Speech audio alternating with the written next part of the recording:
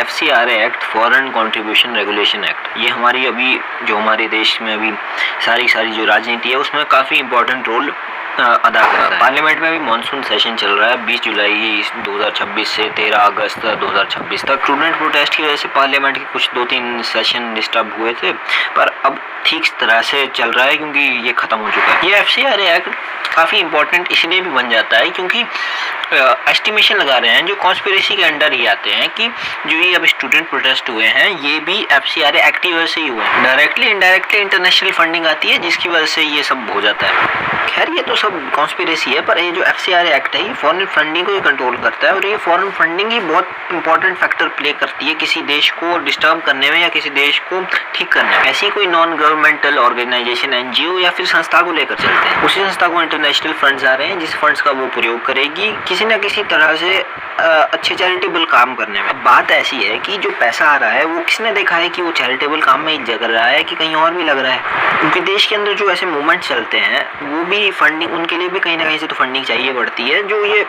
किसी न किसी तरह से प्रूवन फैक्ट है कि ये होता है, कि ये ऐसा होता है, इंटरनेशनल फंडिंग आती है और ये फंडिंग से ये सब चलता है। तो इस सब से बचने के लिए FCRA एक्ट अमेंडमेंट लाई गई है।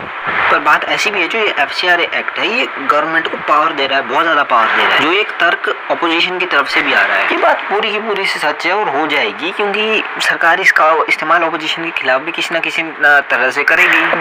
बात तो सबको पता है और अगर किसी को पता नहीं है वो चूतिया है और या फिर बन के कर रहा है कि फंडिंग तो आप चाहे सरकार में, हमारे सरकार के अंदर के कोई ना कोई ले लीजिए या फिर ऑपोजिशन से भी कोई उठा लीजिए, फंडिंग कहीं ना कहीं से तो आएगी। तो सरकार इसको भी टूल की तरह ही इस्तेमाल करेगी जैसे सरकार कर भी सकती है। ये क्रॉस चेक हो किया जा सकता है इससे कि जिसको आग लगती है उसको फंडिंग आ रही है, इसको एस्टिमेशन के हिसाब से ही देख सकते हैं। और क्या जो ये धर्मेंद्र प्रधान है, धर्मेंद्र प्रधान को जो उतारा गया तो क्या बड़ा पर्पस तो नहीं साधा है सरकार ने यहाँ पर अपना? बिल्कुल हो सकता है क्योंकि सरकार बहुत हरामी है। अब इसमें एक कमाल की बात उठाते हैं, जो ये सोनम वांगचुक है अभी पीछे से अरेस्ट हुए थे ये, तो इनका FCRA सर्टिफिकेट भी उड़ा दिया था, इनके पास भी NGO है। कमाल की बात है ना कि शरीफ कोई नहीं है, हरामी सब है।